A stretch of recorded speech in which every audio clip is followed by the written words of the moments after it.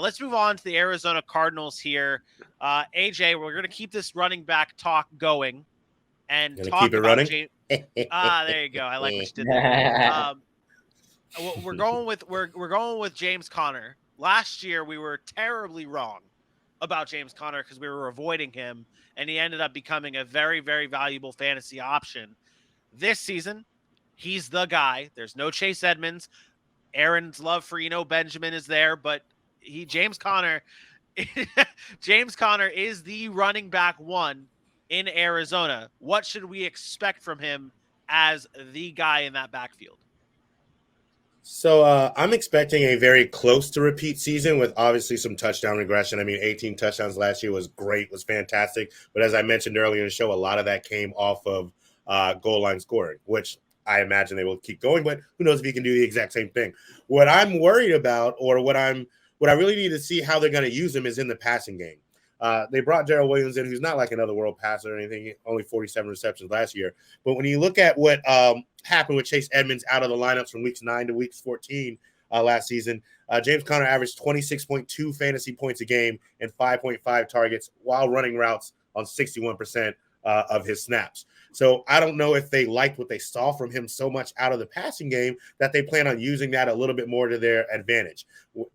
I would imagine that may be what you see in the first 6 weeks. And if he can keep that up, then it's going to be a bigger problem for defenses. And a lot of people are going to be much happier with James Conner. Let's not forget, you lost Christian Kirk, so there's some targets there. Let's not forget, DeAndre Hopkins is going to be out for 6 weeks, so there's some targets there. Obviously, Marquise Brown, Hollywood steps in, and he's going to take some of those targets and take some of that look away from James Conner. But James Conner showed that he can be a pass-catching threat when given the opportunity. So I expect James Conner to be a guy that you can get.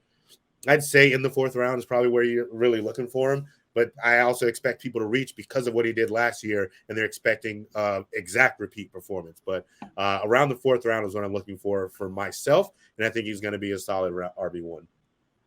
You brought up the touchdowns, and I got this stat here.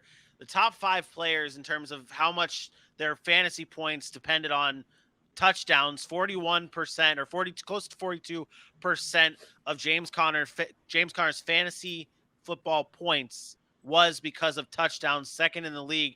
Aaron, how much stock do you put in a stat like this in terms of touchdown dependency and there being a big regression? And if this is where he regresses, he might not be able to return to form or even close to that. Yeah, I think there's something to be said about touchdown regression. It's been a big conversation in the fantasy community. It's always, well, you always regress to the means. But there are some offenses that just are going to produce touchdowns, right? Arizona is a high-powered, fast-paced offense. They're going to produce touchdowns, and there are always usually certain guys that are going to get those touchdowns. Kyla Murray, James Conner.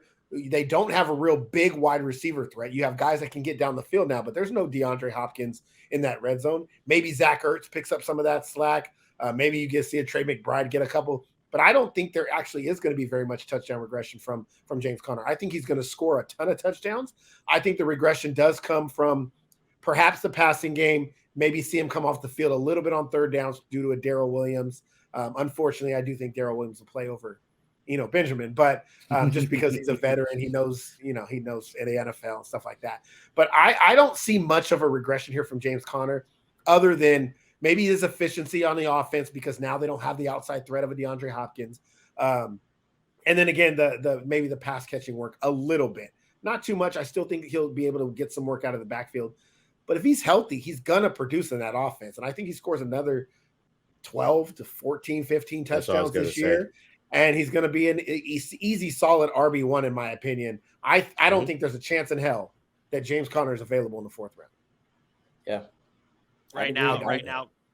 Going 13-14 was 13-14 was about my touchdown numbers where I was thinking he was going to drop off. Like when I say regression because you dropped the numbers, but I don't think he's dropping the single digits or anything regarded that he stays healthy.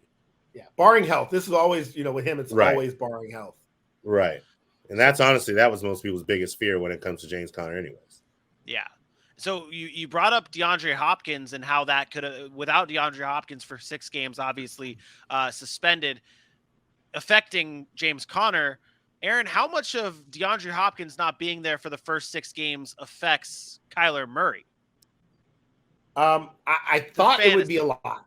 I thought it would be a lot. And I'm saying I thought because the more I've thought about it, I don't know that it's going to impact him as much as I originally thought. I'm sorry, I was trying to bring up we talked about Kyler Murray, and he got off to such a hot start over the past couple of seasons, but he's had these games where he's kind of not ran as much, and I think that's been the biggest thing to kind of his detriment as far as the fantasy aspect of it. But when DeAndre Hopkins was out last year, he started running a little bit more. When he was healthy, he started to get moving. He started to create yards offensively.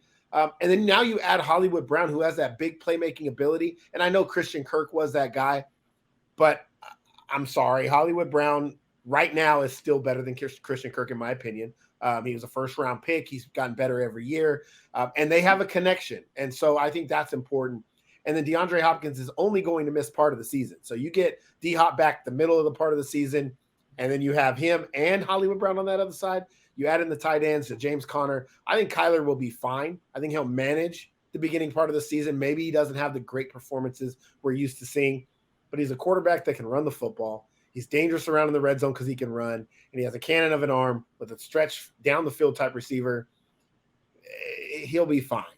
Maybe he's not the number one quarterback overall, but he's a starter. You're locked in your lineup when you're drafting him. Had his ADP, you're feeling pretty confident about it. Again, it's just a matter of, does he take enough hits or not enough hits to where he stays on the field, because he's a littler guy, and injuries have obviously derailed him at times. I still love that meme of him with the baby. He's shrunk down and he's got the big ball in his hand. It's great. Go ahead, Dylan. It kind of reminds me of you holding the football. Yeah. Except I have a noodle arm and he's actually a professional quarterback and stuff. But real quick though, and this could be for anybody. Dylan, if you want to answer this, because you haven't really talked enough about the Cardinals. DeAndre Hopkins going around the 7th round right now in drafts, suspended 6 games. Are you? Is that tasty, or is that I'm going to pass if he? Because I feel like DeAndre Hopkins is going to end up being that player this year that ends up people passing on because he is suspended, and you end up getting that value. Like he's going in the 7th round right now, but you could see people passing on him, and he falls in the 9th, and you're like, hell yeah, I'm gonna take DeAndre Hopkins. So where are you taking DeAndre Hopkins? Are you okay at 7? Or are you waiting for him to fall back more? I'd like him to fall back a little bit more. Depends on my draft. If I'm doing the double whip. Depends on where I'm at on the board. If it's like I don't a middle know if I've pick, ever done that during my draft, but but you know what I mean. Name? You're picking like in the middle or something, and you're like, all right, yeah, if he's here, I'll give him a shot the 8th.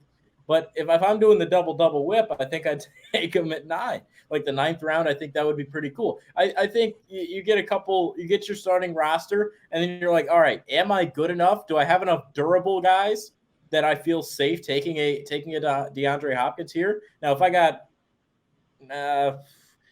thinking off the top of my head, couple injury-prone wide receivers, and then you're like, Hopkins, let's go.